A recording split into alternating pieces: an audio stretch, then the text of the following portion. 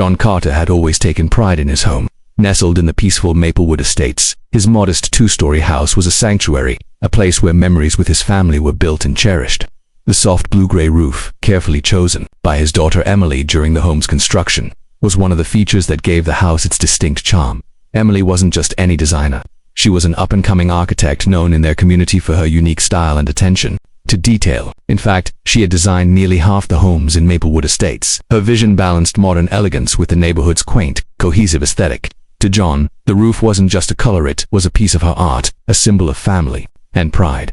But on this otherwise ordinary Tuesday morning, John's world tilted unexpectedly. A thin envelope lay on his doorstep, marked with the HOA's official seal. Curious, John opened it carefully, his brow furrowing as he read the contents. "Dear Mr. Carter," the letter began sternly. "The Homeowners Association has received multiple complaints regarding the color of your roof. It has been deemed inconsistent with the approved community standards and disrupts the visual harmony of our neighborhood. You are hereby requested to repaint your roof to a color within the approved palette within 30 days to avoid fines."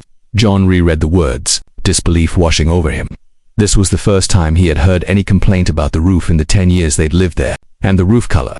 It had been approved by the HOA years ago when Emily designed the house. He had photos and emails to prove it. His mind raced as he paced the living room. "Why now? And why me?" he muttered. His wife Sarah joined him, her face etched with concern. "Do you think Karen filed this complaint?" Karen Mitchell was notorious in the neighborhood, a longtime HOA board member with a reputation for strictness and a sharp tongue. She often took it upon herself to enforce rules with little tolerance for flexibility or nuance. Over the years, Karen had clashed with several neighbors, including John, mostly over minor landscaping issues, but a roof color complaint that felt personal. Just then, John's phone buzzed with a message from his neighbor. Linda saw the letter from the HOA. "Karen's been on a rampage lately. She's upset about a lot of things, but especially anything that challenges her authority. Hang in there." John sighed deeply, feeling the weight of the situation settle on his shoulders. Later that afternoon, John sat in his home office scrolling through community forums. To his surprise, there was quiet chatter about Karen's latest complaints. Several neighbors whispered about how she seemed increasingly vindictive, targeting anyone who dared to step out of line. One thread caught his eye. A neighbor wrote, "Did you know Emily designed most of our homes? Maybe that's why Karen's been acting out. She doesn't like being upstaged." John's heart swelled with pride at the mention of Emily, but also stirred with unease. Was Karen jealous of his daughter's influence? Was this complaint less about the roof and more about family politics? He decided it was time to talk to Emily. Emily was in her studio surrounded by blueprints and samples. She looked up, her eyes bright but curious. "Dad, what's going on?" John handed her the letter. "This came today. Karen's complaining about your roof color." Emily's eyebrows knitted in surprise, then sharpened with resolve. "That's ridiculous. I designed that roof to complement the whole street. It's not just approved, it's part of the community's identity." John nodded. "I'm worried she's trying to pick a fight. Maybe because of your role here." Emily smiled faintly, a spark of determination lighting her eyes. "If that's true, we'll handle it. But we need to be smart about this." John felt a flicker of hope. If anyone could navigate HOA drama, it was Emily. Together they began gathering documents, approvals, emails, photographs, and started reaching out to neighbors. If Karen wanted a battle, they'd make sure the entire neighborhood was ready to stand behind them. But little did John know, this was just the opening move in a larger conflict that would challenge not just their family but the very soul of their community. The afternoon sun cast long shadows over Maplewood Estates, but the warmth of the neighborhood felt cooler than usual. Word about the HOA complaint against John's roof had already begun to ripple through the streets, stirring conversations behind fences and over picket walls. At the corner coffee shop, neighbors gathered in small clusters. The usual hum of friendly chatter was punctuated by murmurs and sideways glances. "I can't believe Karen's going after John's roof now," whispered Mrs. Collins, clutching her latte. "That woman's got it out for him. Did you hear she's been targeting others too?" replied Mr. Harris. "Some say she just wants to control everything, even the paint on our walls." Meanwhile, John and Emily drove through the neighborhood, observing the homes Emily had designed. The roofs, the siding, the carefully chosen color palettes, they all blended seamlessly into a cohesive, beautiful whole. To them, the community was a living canvas of Emily's vision. But not everyone saw it that way. Later that evening, John hosted a casual get-together on his porch, inviting several neighbors he knew might be sympathetic. As the sun dipped below the horizon, conversation flowed, and stories about Karen's strictness surfaced. "I admire how Emily's designs give this neighborhood character," said Mr. Patel, a retired teacher. "It's what makes Maplewood special. Karen's complaints feel more like personal vendettas than community concerns." "I agree," added Mrs. Ramirez, a young mother. "Her rules are rigid, and she ignores the bigger picture." like when she insisted we remove our garden gnomes last year. John listened, heartened by the support but worried about the brewing tension. The next day, Emily received a cryptic voicemail from an unknown number. "Stop meddling in HOA affairs. Not everyone here appreciates your designs." Emily's smile faded as she shared the message with John. "This is more than a complaint," she said. "It's personal." John's jaw tightened. Karen's not just enforcing rules, she's threatening us. Determined to get to the bottom of it, John decided to confront a few neighbors who seemed to side with Karen. He knocked on the door of Mr. and Mrs. Wallace, a couple known for their quiet demeanor. Over cups of tea, John gently asked, "What do you think about the complaint on my roof?" Mr. Wallace sighed. "Karen believes in tradition. You know, she says your roof color doesn't fit the classic look she wants. Some of us fear crossing her because she's on the board." Mrs. Wallace added quietly, "But honestly, we love Emily's designs. They brought life to this place." John nodded, realizing how fear had silenced many voices.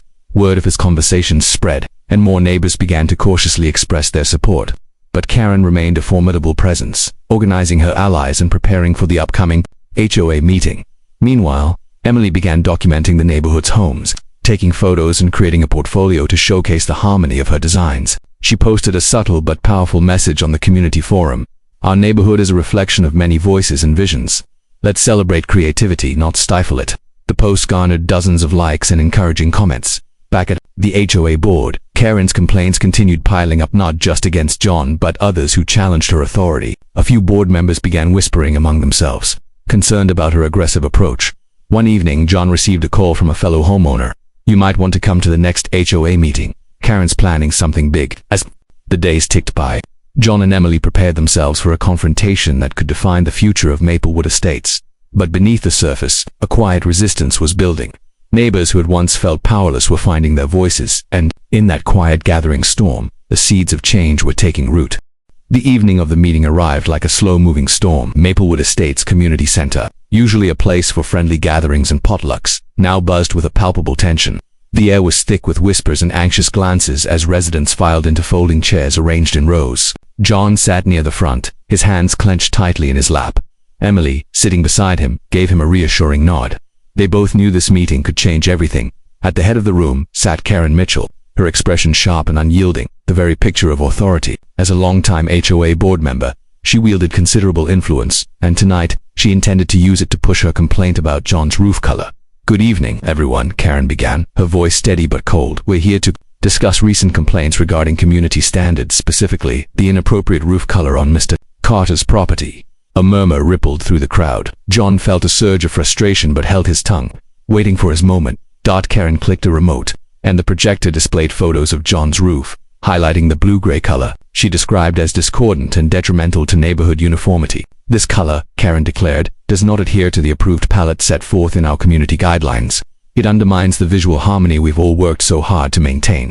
John took a deep breath and stood. "If I may, Karen, this roof color was approved when I purchased the home. In fact, my daughter, Emily, designed this and many other homes in Maplewood Estates. She carefully selected colors that blend with the environment and respect our neighborhood's character." A few heads turned, recognition flickering in their eyes. Karen's gaze hardened. "While Ms. Carter may have designed many homes, that doesn't grant exemption from current rules. We all must adhere to the same standards." Emily stood calm but resolute. "I designed these homes with a vision that honors both tradition and individuality. The color palette was chosen to enhance our community's charm, not detract from it." She gestured to a slideshow displaying various homes, each roof color, different but harmonious, showcasing her thoughtful design. The room shifted, supportive murmurs grew louder. Karen's lips tightened. "Personal opinions aside, we must enforce rules fairly. Mr. Carter's roof remains non-compliant and must be repainted." John stepped forward, voice firm. "Karen, this isn't just about a roof. It's about respecting the people who live here and the creativity that makes our neighborhood special." A hand shot up from the audience. Mrs. Ramirez, the young mother from earlier. "I live 2 doors down, and Emily's designs are why I bought here. Her work makes this place a home, not just a housing development." Several neighbors nodded, their voices joining hers in support. Karen's eyes flicked to her allies, who sat stiffly. It was clear she was losing ground. She tried a different tactic. "If we allow exceptions, where do we draw the line? The HOA's purpose is to keep our community safe, uniform, and appealing to all residents." Emily smiled gently. "Uniformity doesn't mean sameness. It means unity and diversity. Our differences are what make Maplewood Estates vibrant." The room erupted in applause. Karen's face betrayed a flicker of frustration, but she quickly masked it. "This board will deliberate and announce a decision." Meanwhile, All residents must comply.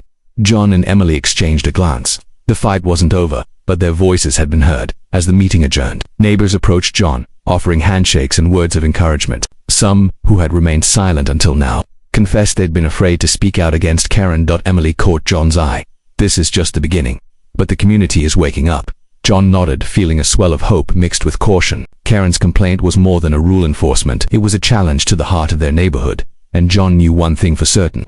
They weren't backing down. The morning after the heated HOA meeting, Maplewood Estates was abuzz with renewed energy. The air was crisp with possibility, as if the community itself had been awakened from a long, subdued slumber. John and Emily wasted no time. They knew that words at the meeting had sparked hope, but to win this battle, they needed the full support of their neighbors. Emily decided to organize a neighborhood showcase, a casual event that would highlight the beauty and creativity of her designs and the unique character of each home. The idea was simple but powerful, a community photo walk that would visually prove how diverse colors and styles harmonized throughout the neighborhood. She posted the event details on the community forum and in the neighborhood newsletter. Within hours, dozens of neighbors responded with enthusiasm. Many shared stories of how Emily's designs had made their houses feel like true homes. John reached out personally to some of the older residents who had been quiet supporters. Mr. Patel, Mrs. Collins, and several others agreed to speak at the event, sharing their positive experiences living in a neighborhood shaped by Emily's vision. On the day of the showcase, the streets of Maplewood Estates were alive with activity. Colorful banners and signs reading "Celebrate Creativity in Our Neighborhood." Our vision fluttered in the breeze. Families strolled with cameras and smartphones, capturing photos of the unique rooftops, charming facades, and lush gardens that Emily had helped design. John stood by his front porch, watching as neighbors mingled and admired each other's homes. Karen Mitchell, surprisingly, was nowhere to be seen. Emily guided visitors through her portfolio of designs, explaining the thought process behind the color choices and architectural details. "Every home tells a story," she said. "Our neighborhood is a tapestry of those stories woven together." At one point, Mrs. Ramirez approached Emily with a grateful smile. "This event reminds me why I love living here. You've given us more than houses, you've created a community." John felt a surge of pride. The event was more than a showcase, it was a celebration of identity and unity. Later that evening, John compiled the testimonials, photographs, and letters of support they had gathered.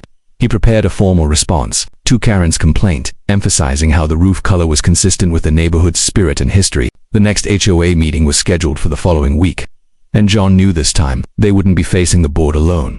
Word of the showcase had spread beyond Maplewood Estates, catching the attention of a local news reporter intrigued by the story of a neighborhood fighting for its creative freedom. An interview was arranged, adding even more momentum to John and Emily's cause. As the day of the meeting approached, John and Emily continued to meet with neighbors, answering questions and encouraging them to speak up. Even those who had once feared Karen's authority were now willing to stand beside them. On the morning of the meeting, a surprising message arrived. Several HOA board members expressed concerns privately about Karen's aggressive tactics.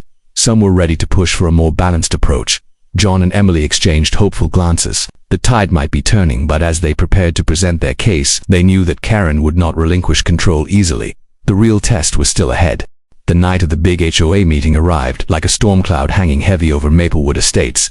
The community center was packed to capacity. More neighbors had shown up than ever before, filling every chair, standing along the walls, and spilling out into the hallway. The air buzzed with a mix of anticipation and nervous energy. John felt a knot in his stomach as he took his place at the front alongside Emily. Tonight wasn't just about his roof anymore. It was about the whole neighborhood standing up for their right to express individuality and preserve the vision that had made Maplewood Estates a home, not just a subdivision. Karen Mitchell sat across the room, her eyes sharp and guarded. She had lost some allies, and the atmosphere was less in her favor than it had been weeks ago. Still, she was determined to push her complaint and maintain control. The meeting began with the usual procedural items, but soon the tension was palpable. As Karen called for the discussion on community standards and roof colors, she launched into her prepared speech, reiterating the complaint against John's roof and emphasizing the need for strict adherence to HOA rules to protect property values and neighborhood aesthetics. But then, the tide began to shift. John stood, his voice calm but strong. "Thank you, Karen. I'd like to address the community tonight. Not just as a homeowner, but as someone who loves this neighborhood and wants to protect its character. This roof color was approved when we built our home, designed by my daughter Emily, who has shaped much of Maplewood Estates with her vision and creativity." He gestured to Emily, who stood beside him holding a binder filled with photos, letters, and testimonials. Emily stepped forward, her voice confident and clear. "Our community is not a cookie-cutter neighborhood. Each home tells a story, and the variety in our roof colors, styles, and designs is what creates a vibrant, welcoming environment. This isn't about breaking rules. It's about celebrating the diversity that makes Maplewood Estates special. She projected a series of images showcasing the neighborhood's homes, highlighting how different roof colors and designs complemented each other in harmony rather than clashing. The room filled with murmurs of agreement. Neighbors began to speak up one by one. They stood to share their stories. Mrs. Collins recalled how Emily's design made her feel proud of her home. Mr. Patel emphasized the importance of creativity and freedom in a community. Then came a surprising moment. A few HOA board members raised their hands, expressing concerns about Karen's heavy-handed approach. One board member, Mr. Jensen, spoke cautiously but clearly. "We've heard the concerns of many residents.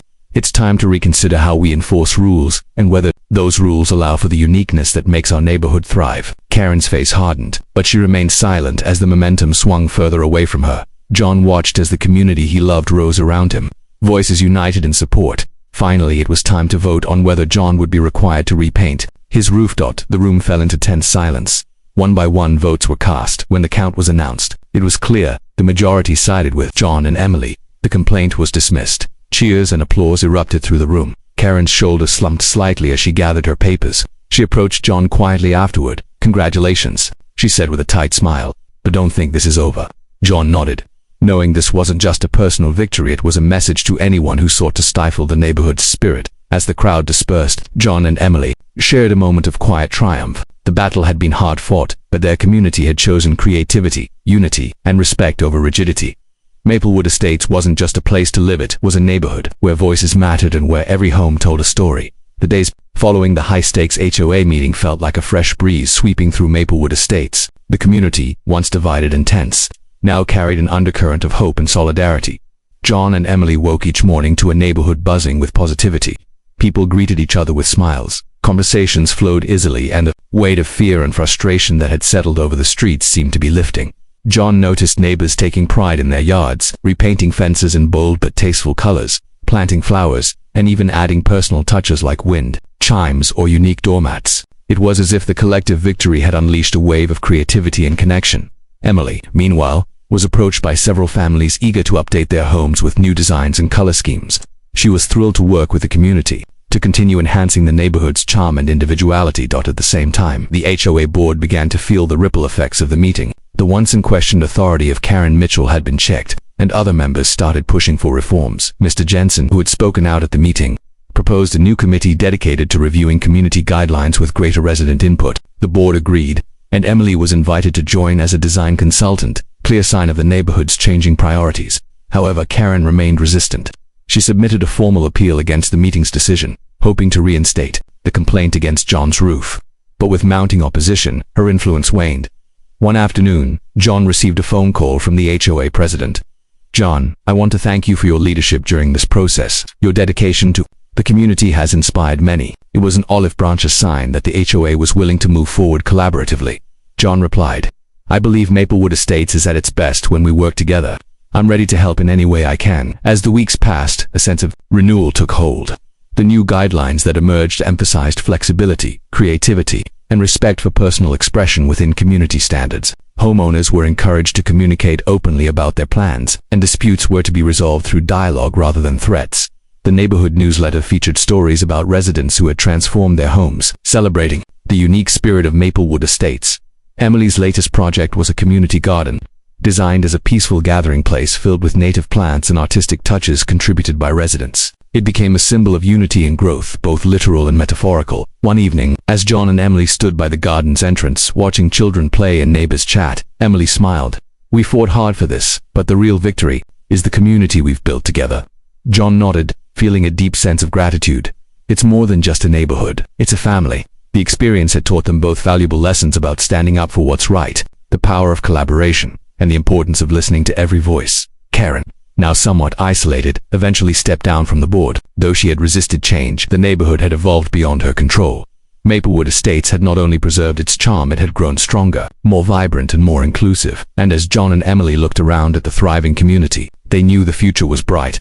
Because here, in this special place, every roof color, every design choice, every story mattered.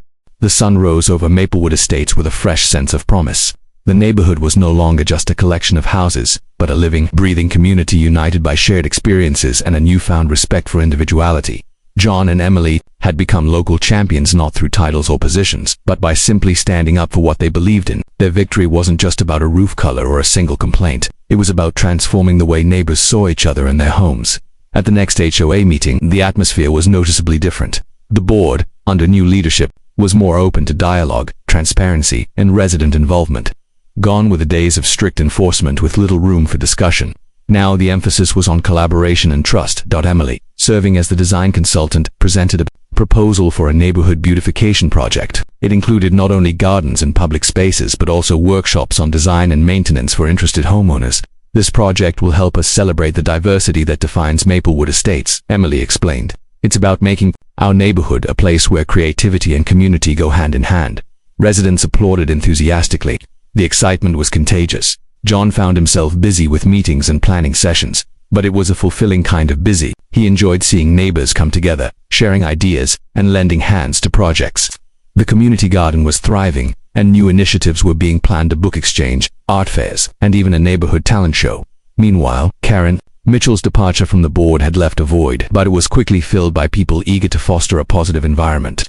The transition wasn't without challenges, but the spirit of cooperation made the difference. One afternoon, John and Emily organized a welcome walk for new homeowners. As they toured the streets, pointing out homes and sharing stories behind each design, they noticed something remarkable: residents waving from their porches, children playing together, neighbors exchanging recipes and gardening tips. The neighborhood was no longer fragmented by fear or rules. It was alive with friendship. Emily smiled as she watched a group of kids painting colorful murals on a community fence. This is what it's all about: growth, expression, connection. John nodded. We fought for a roof, but we gained so much more. As summer approached, the neighborhood planned its first annual Maplewood Festival, a day filled with music, food, games, and, most importantly, celebration. It was a testament to how far the community had come from tense board meetings to joyful gatherings. The festival became a symbol of the new era where every resident, regardless of age or background, felt valued and heard that evening.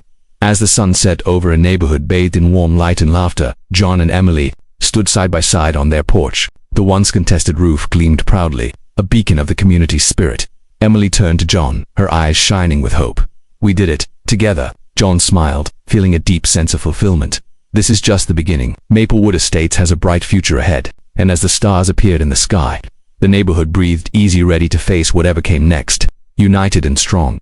The sun was beginning to set over Maplewood Estates, casting a golden glow on the houses that now told stories not just of architecture, but of resilience, unity, and growth. John sat on his porch, gazing thoughtfully at his roof, the very one that had once sparked controversy but had now become a symbol of the neighborhood's transformation. His daughter Emily was inside, putting the finishing touches on the neighborhood's latest newsletter, which this month celebrated the community's journey and upcoming events. It had been months since the dispute with Karen Mitchell and the tense HOA meetings, but what felt most remarkable wasn't the end of a conflict. It was the beginning of something far greater. Maplewood Estates had emerged stronger, more inclusive and more vibrant. John reflected on the lessons learned. At first, the fight had seemed simply about a roof color, a technicality in the HOA guidelines, but it had revealed deeper truths about the importance of listening, understanding, and embracing diversity. Rules alone could never build a community. It took respect, empathy, and shared purpose. Emily joined him on the porch, her eyes bright. Dad, can you believe how far we've come? From feeling like outsiders fighting for a single color, to leading a movement that changed the whole neighborhood. John smiled. It's incredible, and it shows what can happen when people stand up and come together. Their story had inspired many within Maplewood Estates and beyond. The neighborhood had become a model for other communities struggling with similar challenges, proof that change was possible through dialogue, creativity, and unity. Emily's role as a design consultant continued to grow. She helped homeowners find ways to express their individuality while respecting shared values. The community garden blossomed into a place of gathering, learning, and joy. New traditions flourished: book clubs, art fairs, seasonal festivals, fueled by a sense of belonging. John remembered the pivotal moment in the high-stakes HOA meeting when neighbors stood up one by one, their voices joining in support. It was a testament to the power of collective action. He also acknowledged the importance of compromise.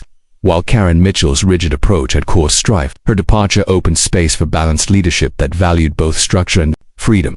Their journey had taught John and Emily that change rarely came easily, but when rooted in respect and honesty, it could reshape entire communities. As twilight deepened, neighbors passed by, waving and greeting with genuine warmth. Children laughed in the distance, their carefree joy a reminder of why these battles mattered to create a neighborhood where every person could feel at home.